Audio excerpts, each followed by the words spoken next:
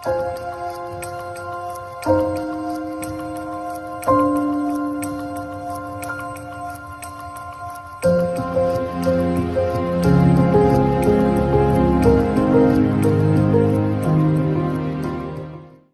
వాక్యం చూసుకుందాం.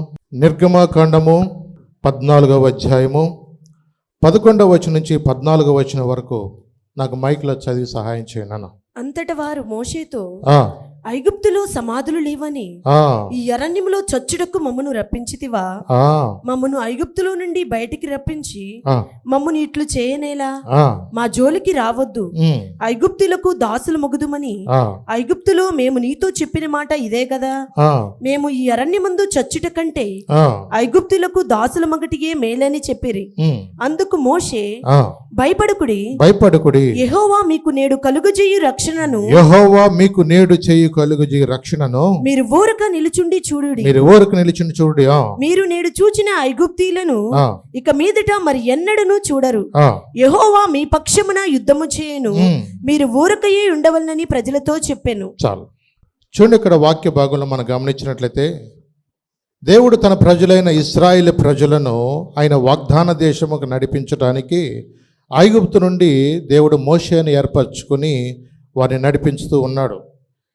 ఎప్పుడైతే దేవుడిచ్చిన వాగ్దానాన్ని బట్టి, వారి యొక్క పరిస్థితులను బట్టి, అక్కడున్న వారి యొక్క వారి శ్రమలను బట్టి, వారికి ఉన్న ఇబ్బందులను బట్టి దేవుడు వారి యొక్క మూలుగును విని దేవుడు వారిని అబ్రహాము, ఇస్సాకు, యాకోబులతో వాగ్దానం చేసినట్లుగా వాగ్దాన దేశమునకు వారిని నడిపిస్తూ ఇక్కడ ముందుకు వెళుతున్నాడు.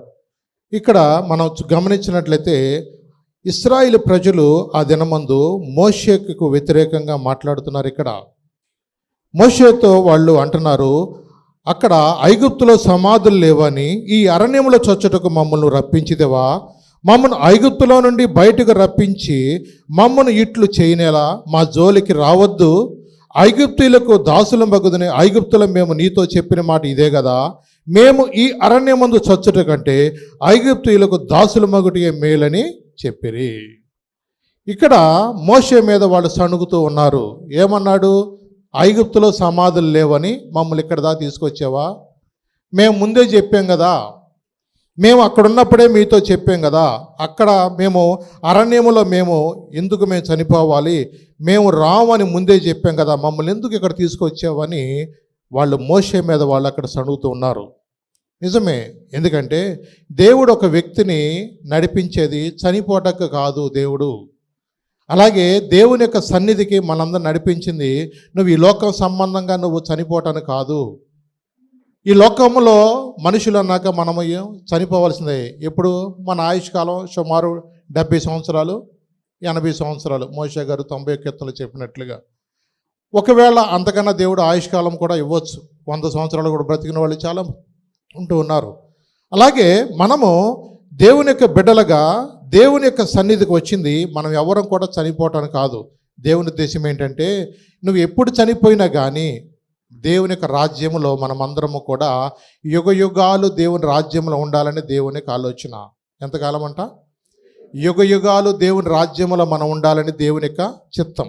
కాబట్టి మనం ఎవరం కూడా ఈ యొక్క కొంత కాలము అంటే మనకిచ్చిన ఆయుష్కాలం మాత్రమే కాదు, కానీ మనమందరము దేవుని యొక్క రాజ్యంలో ఉండాలని దేవుని యొక్క ఆశ ఉన్నది. అందుకని కొన్నిసార్లు దేవుడు మనకి శ్రమలు పంపిస్తాడు, కొన్ని శోధనలు పంపిస్తాడు. ఇక్కడ మనం గమనించినట్లయితే మోషేతో వాళ్ళు అంటున్నారు, దీనికి మీరు తెలియాలంటే ఇది దేవుని యొక్క ప్రణాళిక అయి ఉండొచ్చు, దేవుని యొక్క వాగ్దానము కూడా అయి ఉండొచ్చు.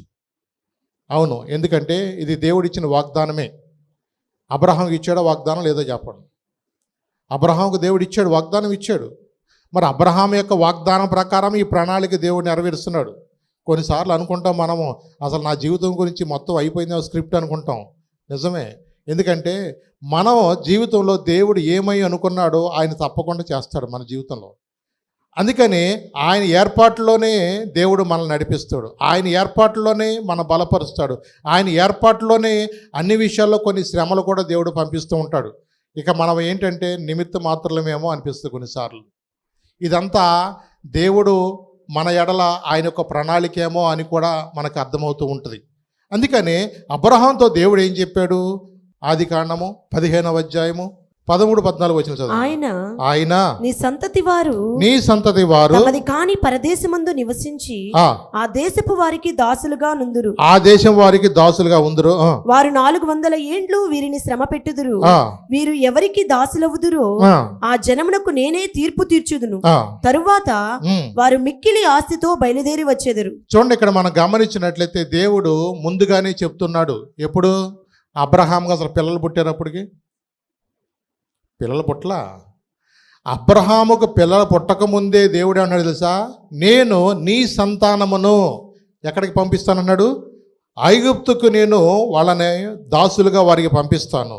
అలాగే నేను ఎవరి చేత అయితే వాళ్ళు శ్రమ పెట్టబడతారో వారికి నేను తీర్పు తీరుస్తాను అంటూ ఆయన అన్నాడు. తరువాత వారు మిక్కిలి ఆశతో కూడా బయలుదేరి వాళ్ళు వస్తారని కూడా దేవుని ముందుగానే ఆయన వాగ్దానం అనేది చేశాడు. కొన్నిసార్లు కాసేపట్లో ఏం జరుగుద్దో మనకు తెలియదు, కానీ దేవుడు కొన్నిసార్లు వందల సంవత్సరాల ముందే దేవుడు ఏం చేస్తాడంటే ఆయన తన చిత్తాన్ని తెలియచేస్తూ ఉన్నాడు. నిజమే, యాకోబుతో దేవుడు చెప్పలేదా? చూడండి, ఆ వాక్య భాగం కూడా చూడండి. ఆదికాండము 46వ అధ్యాయము 2-4 వచనాలు.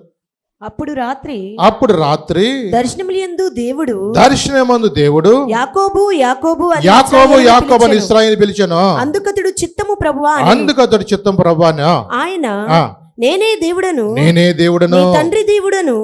ఐగుప్తునకు వెళ్ళుటకు భయపడకుము, అక్కడ నిన్ను గొప్ప జనముగా చేసేదను. నేను ఐగుప్తునకు నీతో కూడా వచ్చేదను. అంతేకాదు నేను నిశ్చయముగా నిన్ను తిరిగి తీసుకొని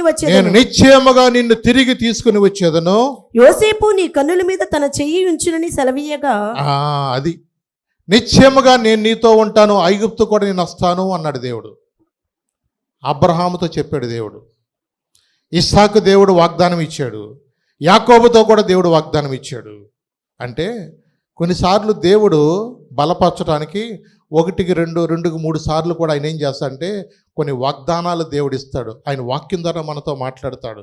ఒకవేళ ఇక్కడ మనం కూర్చున్నప్పుడు కూడా మన యొక్క జీవితంలో కూడా నా జీవితంలో నాకు ఎందుకు ఇలా జరిగింది, నా పరిస్థితి ఎందుకు ఇలా అయిందని మనం కొన్నిసార్లు మనకున్న పరిస్థితులను బట్టి మనం కంగారు పడిపోతూ మన టెన్షన్ పడిపోతే వచ్చేమో, కానీ దేవుడు మరొకసారి మనం ఏం చేస్తాడంటే మన బలపరుస్తాడు. అవును, ఎందుకంటే సామాన్యంగా మనలో అన్ని విషయాల్లో కూడా మనము భయపడుతూ ఉంటాం. కానీ దేవుడు మన ఎందుకు బలపరుస్తున్నాడంటే నేను మీతో ఉంటాను, నువ్వు ఐగుప్తుకు వెళ్ళినా నేను మీతో ఉంటాను, నేను మిమ్మల్ని బలపరుస్తానని దేవుడు వాగ్దానం ఇచ్చాడు. అబ్రహాముతో దేవుడు చెప్పాడు, ఇస్సాకును బలపరిచాడు, యాకోబుతో కూడా దేవుడు చెప్తున్నాడు. అవునండి, ఎందుకంటే దేవుడు నీకు ఏదైనా ఒక మాట ఇచ్చాడంటే దాన్ని తప్పకుండా నెరవేరుస్తాడు. ముందే చెప్పాడు 400 సంవత్సరాలు వాళ్ళు బానిసలుగా ఉంటారన్నాడు. టైం అయిపోతుంది. మరి వాళ్ళని తీసుకురావడానికి దేవుని యొక్క ప్రణాళిక మొదలెట్టాడు. ఫరో హృదయాన్ని కఠినం చేస్తాం ప్రారంభించాడు. అక్కడ వాళ్ళకి ఇవ్వాల్సిన మెటీరియల్ ఇవ్వకోకుండానే వాళ్ళకి కావాల్సిన ఇటుకలు కావాలంటూ ఉండేవాడు. వాళ్ళని చిత్రహింసలు చేస్తూ ఉండేవాళ్ళు. వాళ్ళకు పడుతున్న బాధ, వాళ్ళకున్న అవమానము, నిజంగా వారు చాలా నానా బాధలు పడుతూ అక్కడ చాలా ఇబ్బంది పడిపోతున్నారు అక్కడ. అందుకనే నిర్గమాకాండం 2వ అధ్యాయంలో అక్కడ ఒక మాట రాయబడింది. 23-24 దళిత చదివితే ఒకసారి వారి మూలుగును విన్నాడంట దేవుడు. అక్కడ అలాగున అనేక దినములు జరిగిన మీదట ఐగుప్తు రాజు చనిపోయెను. ఇశ్రాయేలీయులు తాము చేయుచున్న వెట్టి పనులను బట్టి నిట్టూర్పులు విడుచుచు మొర్రపెట్టుచుండగా తమ వెట్టి పనులను బట్టి వారు పెట్టిన మొర దేవుని యొద్దకు చేరెను. చూసారండి, వారి యొక్క మూలుగును దేవుడు విని అన్నది అక్కడ. కాగా దేవుడు వారి మూలుగును విని, అది చాలు తల్లి. మూలుగు ఎప్పుడు వస్తుందండి? మూలుగంటే బాధ, చెప్పుకోలేని ఆ యొక్క వేదన, కుమిలి లోపల ఏడుస్తారు చూసారా, మా పరిస్థితి ఎందుకు ఇలా అయిపోయింది, మా జీవితం ఎందుకు అయిపోయింది. కొన్నిసార్లు అనుకున్నది ఒకటి, జరిగింది ఒకటి. కొత్తగా కోడలు వచ్చారనుకోండి, ఇంట్లో పరిస్థితి చూసినప్పుడు అయ్యో నేను ఎందుకు ఇలా వచ్చానా, ఎందుకు నా పరిస్థితి అయిపోయింది. కొన్నిసార్లు అది పద్దాగా చెప్పుకునే విషయం కాదు, నలుగురు చెప్పుకునే విషయం కాదు, వాళ్ళే కూలిపోతూ ఉంటారు. ఎందుకంటే 100 ఆశలతో వస్తారు వచ్చే ఆడవాళ్ళు. అనుకున్నది ఒకటి, జరిగింది ఒకటి అనుకున్నారు అనుకోండి, అప్పుడు ఎవరికి చెప్పుకోలేక ఎవరు చెప్పుకుంటారు? దిండిగా చెప్పుకుంటారు.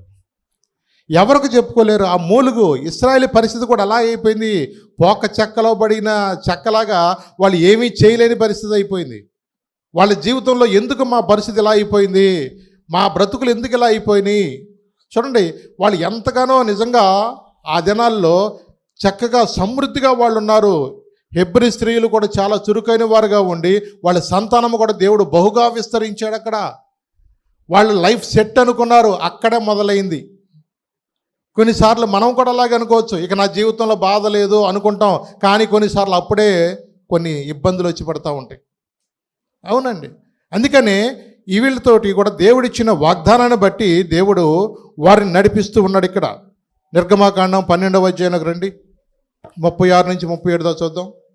యెహోవా ప్రజల ఎడల ఐగుప్తులకు కటాక్షము కలుగజేసిన గనుక వారు వారికి కావలసిన వాటిని ఇచ్చిరి, అట్లు వారు ఐగుప్తులను దోచుకొనిరి.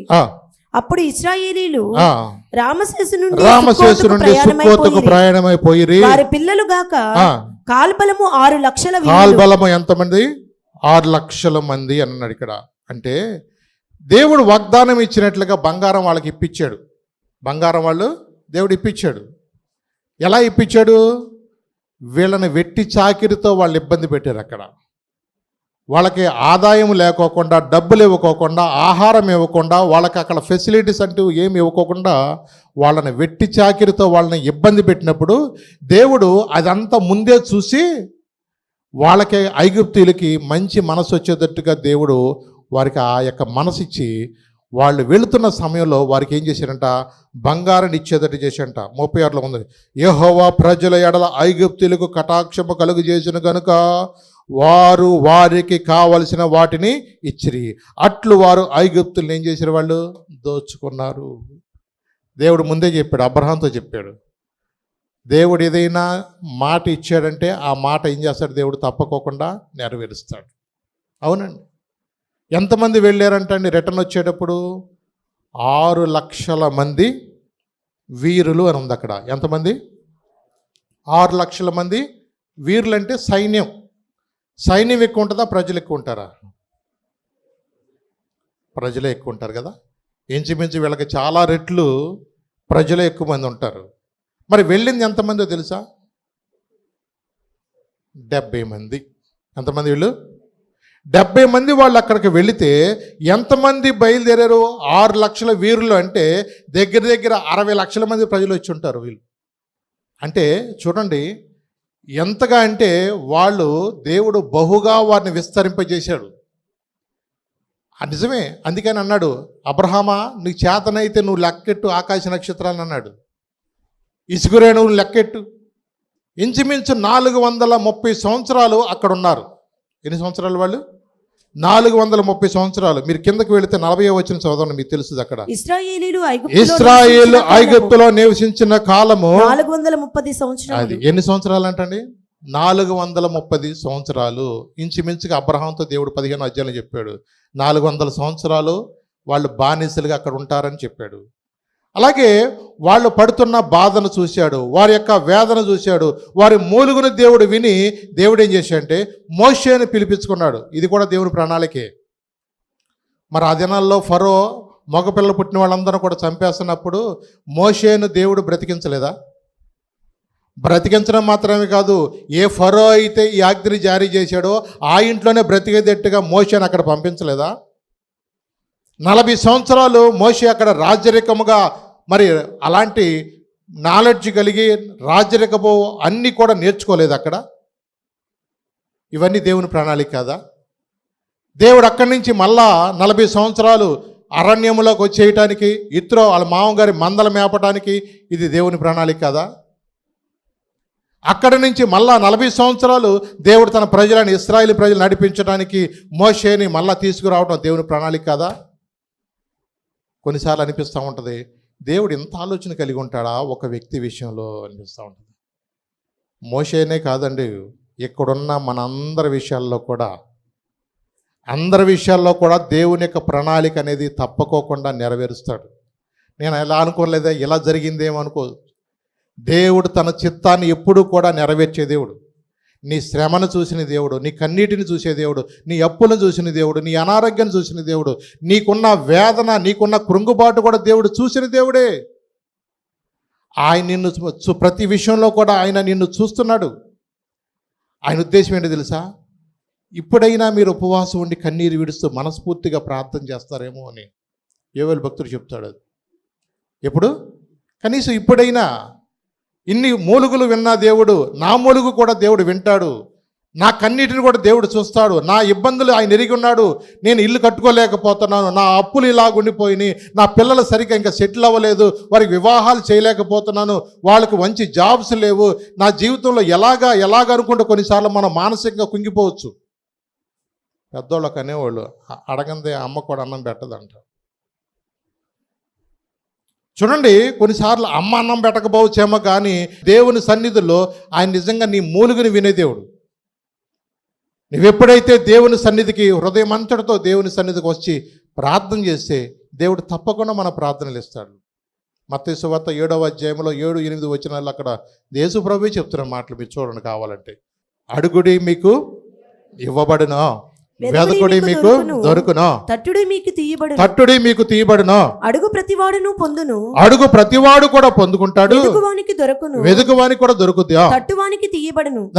మీలో ఏ మనుషుడైనా తన కుమారుడు తను రొట్టెను అడిగినీడలా వానికి రాతినిచ్చునా, తన కుమారుడు రొట్టెను అడిగితే రాతినిస్తాడా? చేపను అడిగినీడలా పామునిచ్చునా? మీరు చెడ్డవారయ్యుండియు, అది మీ చెడ్డవారయ్యుండియు పిల్లలకు మంచి ఇవ్వాలని ఎరిగి మీ పిల్లలకి ఏమి ఇవ్వాలనుకున్నారు? మంచి మంచి మంచి ది బెస్ట్ ఇవ్వాలనుకున్నారే. పరలోకమందున్న మీ తండ్రి తను అడుగు వారికి అంతకంటే ఎంతో నిశ్చయముగా మంచి ఇవ్వాలని. చూసారండి, అడుగు వారికంట ఎంతో నిశ్చయముగా మంచి ఇవ్వలు. ఇంకో చోట రాయబడింది, మీరు అడుగు వాటికంటే ఊహించు వాటికంటే అట అత్యధికముగా కూడా దేవుడంట ఇస్తాడంట.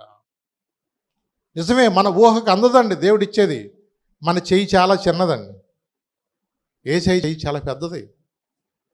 ఆయన ఆశ్చర్యిస్తే నువ్వు ఊహించలేవండి. అందుకని మనము దేవుని సన్నిధిలోకి వెళ్ళినప్పుడు మనం కూడా ఏం చేయాలంటే ప్రభు సన్నిధిలో మనం తగ్గించుని నేర్చుకోవాలా. గుడ్డివాడు కేక వేసాడా లేదా చెప్పండి? గుడ్డి భర్త మీద కేకలేసాడా లేదా? ఎందుకు కేకలేశాడు?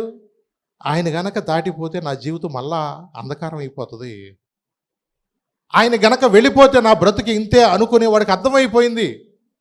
ఎవరు ఆగమన్నా ఆపగలిగాడా? దావీదు కుమారుడు నన్ను కరుణించు అని ఎందుకు కేకలేశాడు? ఈరోజే ప్రార్థనకు వచ్చింది మనం కూడా మౌనంగా ఉండటానికి కాదండి. ప్రార్థన చేయండి అని చెప్పవసరలా. నీ హృదయం అంతటితో దేవుని సన్నిధిలో ప్రార్థన చేయడానికి వచ్చినప్పుడు మనం ప్రార్థన చేసుకోవాలా. ప్రభు అన్నారు, ఎక్కడైతే 2-3 నామన ప్రార్థన చేస్తారో వారి మధ్య నేను ఉంటాను సెలవిచ్చిన దేవుడు. ఆయన మన ప్రార్థన దాటిపోయే దేవుడు కాదండి. ఆయన హృదయం అంతటితో నువ్వు కూడా దావీదు కుమారుడా కరుణించమని కేక వేసినట్లుగా నీ నోరు తెరిచి ప్రార్థన చేయడం నేర్చుకోవాలా. పంపుల దగ్గర అరవమంటే అరుస్తారు, ఇంకో చోట డోక్రా మీటింగ్లు అరవమంటే అరుస్తారు. మందిరంలోకి వచ్చినప్పుడు కొంచెం నోరు తెరిచిన ప్రార్థన చేయమంటే ఈ రోజున వాళ్ళు చేస్తారులే వీళ్ళు చేస్తారులే అని మౌనంగా ఉంటారు. అసలుకి నోట్తో నాలుగే లేనట్టుగా. అలా ఉండటానికి కాదండి. ప్రభు సన్నిధికి వచ్చింది ఎందుకు? మనం దేవుని సన్నిధిలో మనం గోజాడుకుంటానికి, దేవుని సన్నిధిలో మనం ప్రార్థన చేసుకుంటానికి. ఆయన మన మూలుగుని వినే దేవుడు, ఆయన మన కన్నీరు చూసే దేవుడు అండి. ఆయన కొన్నిసార్లు మనుషులుగా అనుకోవచ్చు. దేవుడు అంటున్నాడు, నా బాహుబలము చేత నేను మిమ్మల్ని పంపిస్తున్నానని అన్నాడు. ఈ రోజున మనం ఎక్కడికో మనం ఏదో చేయాలంటే కొన్నిసార్లు మన వల్ల అవ్వదు. ఆయన కృప లేకుండా మనం ముందుకు వెళ్ళలేము. ఆయన నిన్ను ప్రేమించి ఆయన నిన్ను బలపరుస్తాడు. నీ వెనకుంటాడు. ఆయన అబ్రహాముకి ఇచ్చిన వాగ్దానం, ఇస్సాకు ఇచ్చిన వాగ్దానం, యాకోబుకి ఇచ్చిన వాగ్దానాన్ని బట్టి దేవుడే తన బాహుబలాన్ని ఆయన ముందుకు పంపిస్తూ ఉన్నాడు. అక్కడ చూడండి, అక్కడ నిర్గమకాండంలో మళ్ళీ చూద్దాం ఒకసారి. 13వ అధ్యాయం 3వ వచనం చదువున్నాను ఒకసారి. ఏమన్నాడు అక్కడ? మోషే ప్రజలతో ఇట్లా, నేను మీరు దాసగృహమైన ఐగుప్తు నుండి బయలుదేరి వచ్చిన దినమున జ్ఞాపకము చేసుకొనుడి. యెహోవా తన బాహుబలము చేత దానిలో నుండి మిమ్మల్ని బయటకు రప్పించెను. పులిసినదేదియు తినవద్దు. పులిసినది ఏది కూడా మీరేం చేయకూడదు అంటే, నేను పంపిస్తాను, వెళ్ళినాక ఎలా ఉండాలో ఈ 13వ అధ్యాయంలో అంతా చెప్తాడు. నేను నా బాహుబలము చేత నేను మిమ్మల్ని పంపిస్తున్నాను అంటే ఏంటి? నేను మిమ్మల్ని పంపిస్తానంటే దేవుడు వాగ్దానం చేసి మనకి ఇస్తానని అర్థం చేసుకోవాలి అంతే. మన జీవితంలో కూడా దేవుడు నీకు ఒకటి ఇస్తా అంటే దేవుని ఏం చేయాలి, నువ్వు స్తుతించడం ప్రారంభించు అంతే. నేను వెళ్ళగలనా వెళ్ళలేనా, నేను పెళ్లి చేయగలనా పెళ్లి చేయనా, ఇల్లు కట్టగలనా ఇల్లు కట్టలేనా, నువ్వు ఆలోచన వద్దు. అందుకని విశ్వాసమును కర్తయు దాన్ని కొనసాగించు. యేసు వైపు మనం చూడాలా.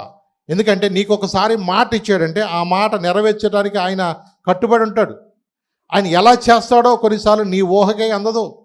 నేను బాగు చేస్తానంటే చాలామంది భయపడి వచ్చారు. ఎందుకు ఇజికే కూడా భయపడ్డాడు. నిజమేనటయ్యా, ఈ క్యాన్సర్ రోగమయ్యా సామాన్యమైంది కాదయ్యా.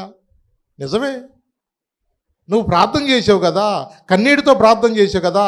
నేను గోడ తట్టు తిరిగి నువ్వు కన్నీటితో ప్రార్థన చేసి ఏమన్నావు, అయ్యా యథార్థ హృదయనే నేను దృష్టిలో నేను ఎలా బ్రతికానో కృపతో జ్ఞాపం చేసుకోమని నువ్వు కన్నీటితో ప్రార్థన చేస్తే నేను జవాబు ఇచ్చాడు కదా. వెంటనే 15 సంవత్సరాలు దేవుడు ఆయుష్ మళ్ళా పొడిగించలేదా?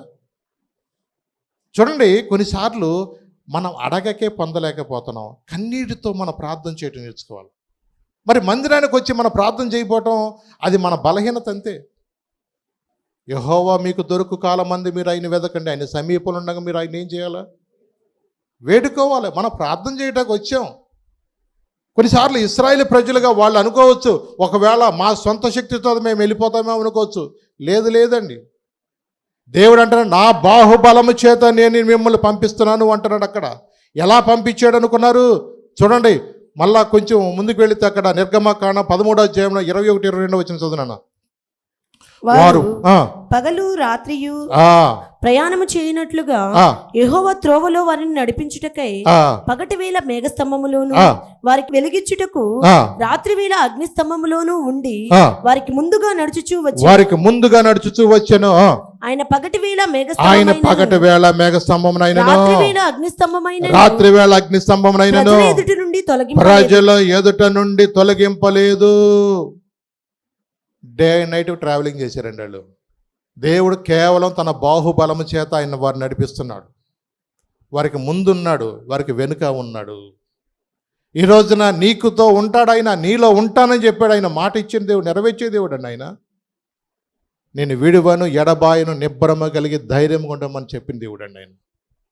కొన్నిసార్లు మనకున్న పరిస్థితులు బట్టే మనం చూస్తాం, కానీ దేవుని మీద మన నమ్మకం ఉంచం. దేవుని వాగ్దానం మీద మన నమ్మకం ఉంచాలా.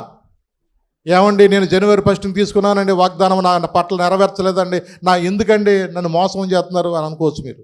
మోసం కాదు అది, నీ బ్రతుకు మార్చుకోవట్లా.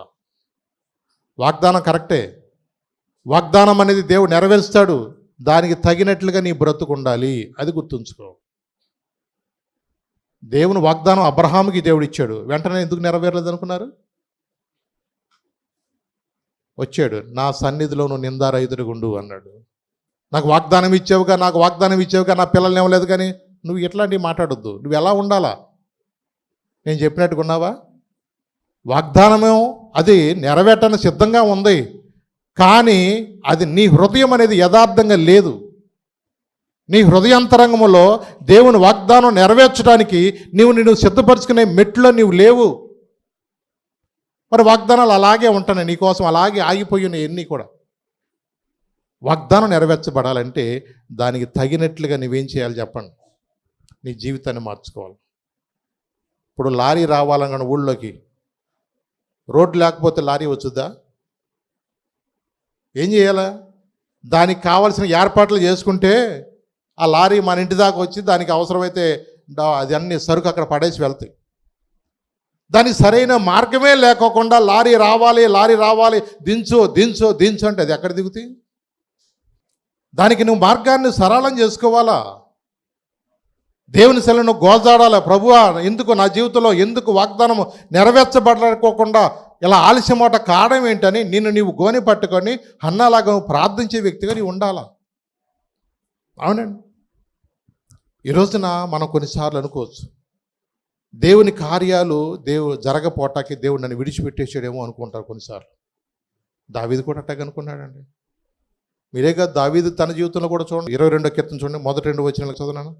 నా దేవా నా దేవా నా దేవా నా దేవా నీవు నన్నేల విడనాడితివి నీవు నన్నేలా విన్నాడితివి నన్ను రక్షింపక నా ఆర్తధ్వని వినక నీవేళ దూరముగా ఉన్నావు. నా దేవా నా దేవా పగలు నేను మొరపెట్టుచున్నాను రాత్రి వేళ నేను మౌనంగా ఉండటలేదు. అయినను నీవు నాకు ఉత్తరం ఇయ్యకున్నావు. చేసే పనులన్నీ చేసి నాతో మాట్లాడతలేదండి ప్రభు, నాతో మాట్లాడతలేదంటే నువ్వేం చేసావు చెప్పు. దానికోసం పాస్టర్ గారు పంపించాల్సి వచ్చింది. ఏం ఎరగనట్టే దేవుడు ఎన్ని కార్యాలు నీ జీవితంలో జరిగించలేదా? దేవుడు ఆత్మతో నింపకోకుండానే నువ్వు సింహాన్ని చంపావా? దేవుడు ఆత్మ ప్రేరేపించగానే ఎలుగుబండిని చంపావా? గొలియాతును చంపగలిగావా? ఒక మనిషికి అది అసాధ్యము. కానీ అసాధ్యమైన కార్యాలు దేవుడు సాధ్యపరచలేదు దావీదు జీవితంలో. సౌలు అట్టాగన్నాడు, అసలు దేవుడు నాతో మాట్లాడతలేదు, అసలు కళల ద్వారా మాట్లాడతలేదు, నాకు ప్రవక్తల ద్వారా నాతో మాట్లాడతలేదు అన్నాడు. దేవుడు ఎందుకు మాట్లాడ్డు? దేవుడు చెప్పిన పని చేసావా? అమాలేకులందరూ తీసివేయమంటే నువ్వు తీసేసావా? దేవుడు కనపడదు కదా అనుకుని, దేవుడు చూడలేదు అనుకుని నీ ఇష్టానుసారంగా నువ్వు చేసి దేవుడు నాతో మాట్లాడతలేదు ఏంటంటే? ప్రవక్త చేయవలసిన పనులు ప్రవక్త చెయ్యాలి. ప్రవక్త రాకముందే నువ్వే బలి అర్పణ చేసేసి నీ సొంత ఆలోచన బట్టి నువ్వు నడుచుకుంటున్నావే. ఒకటి ఎప్పుడు మన సొంత ఆలోచన బట్టి నడుచుకోవద్దు. నీకు నచ్చినట్లుగా, నువ్వు ఊహించినట్టుగా, నీవు అనుగుణంగా దేవుడు నడుస్తాడని ఎప్పుడు అనుకోవద్దు. ప్రభా నన్ను ఎలా చేయమంటావు, నన్ను ఎలా ముందుకు వెళ్ళమంటావు, నీ చిత్తాన్ని నాకు నా పట్ల నెరవేర్చు ప్రభా అని దేవుని కొరకు మనం కనిపెట్టుకుని ప్రార్థన చేస్తే నీకు సరైన మార్గాన్ని, సరైన త్రోవను ఆయన నీకు కలుగు చేస్తాడు. అవసరం ఉన్నా లేకపోయినా పక్కింటి వాళ్ళు ఏదో టీవీ కొనేసారని గబుక్కుని వారాల దగ్గర టీవీ కొనేస్తే అప్పులేవుడు తిరుగుతాడు. ఆ చిన్న ఆ వ్యాధికి గవర్నమెంట్ హాస్పిటల్కి వెళ్తే దేవుడు ద్వారం తెరడా, నువ్వేం కార్పొరేట్ హాస్పిటల్కి వెళ్తే. కానీ మనకు ఒక ఆలోచన ఏంటంట, చిన్న పావునైనా అంట పెద్ద కర్రతో కొట్టాలన్నట్టుగా కొంతమంది డబ్బులున్న వాళ్ళన్నా గవర్నమెంట్ హాస్పిటల్కి వెళ్ళి చూపించుకుంటున్నారు, కనీసం ఎయిమ్స్ కన్నా వెళ్ళి చూపించుకుంటున్నారు. కానీ మనకు మించింది, మనకు మనసులో అనుకున్నదే కరెక్ట్ అనుకుని పెద్ద పెద్ద కార్పొరేట్ హాస్పిటల్కి వెళ్తారు. అక్కడికి వెళితే వెళ్ళిన కాడి నుంచి బిల్లు కట్టు. నీ డబ్బులన్నీ దానికే ఖర్చు అయిపోతున్నాయి, హాస్పిటల్కే ఖర్చు అయిపోతున్నాయి, బిళ్ళలకే ఖర్చు అయిపోతున్నాయి. నువ్వు మనకు మించిన భారాలు కొన్నిసార్లు మనం పెట్టుకోవటం వల్ల ఆర్థికంగా మనం సతమతం అయిపోతూ ఉన్నాము. అడగాల, ప్రభా పలానా స్థలంకి వెళ్ళమంటావా? కొంతమంది దైవజనులు కత్తిరించుకుంటా కూడా అడిగేవాళ్ళు, ప్రభా ఈరోజు నన్ను కత్తిరికి వెళ్ళమంటావా లేదా అని అడగాల. దేవుని సన్నిలోకి అడగాల, పలానా హాస్పిటల్కి వెళ్ళమంటావా?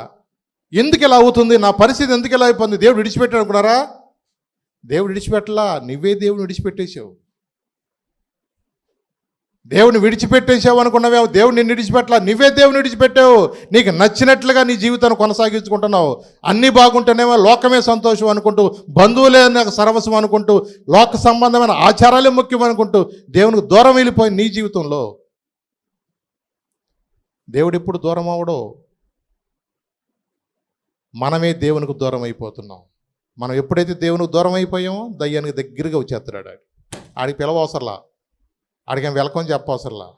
నువ్వు దేవుని దూరం అయితే చాలు, ప్రార్థన చేసుకోకుండా ప్రశాంతంగా నీ ఇష్టానుసారం తిరిగితే ఆడి దగ్గరికే ఉంటాడు. ఇప్పుడు ఆడ అవకాశం కోసం వెతుకుతూనే ఉంటాడు. అవునండి, దావీదు అంటున్నాడు, నా దేవా నీవు నన్నేలా విడనాడితివి, నన్ను రక్షింపక నా ఆర్తధ్వని వినక నీవేళ దూరముగా ఉన్నావు. ఈ మాటలో ఎవరో చెప్పినట్టుగా ఉంటుంది కదా. ఎవరు చెప్పినట్టుగా ఉంది ఈ కీర్తన? యేసుప్రభు వారు సిలువలో మాట్లాడిన మాటలాగా అనిపిస్తుంది. యేసుప్రభు వారు సిలువలో మాట్లాడిన మాటలాగే ఉంటుంది. కొన్నిసార్లు అనిపిస్తుంది దేవుడు ఇలా ప్రవక్తల ద్వారా కూడా ముందుగానే రాపిస్తాడా అనిపిస్తుంది. కొన్నిసార్లు దేవుడు విడిచిపెట్టడు. దేవుడు కొన్నిసార్లు మనం విడిచిపెట్టాడు అనుకుంటాడు. దావీదుని దేవుడు విడిచిపెడతాడా?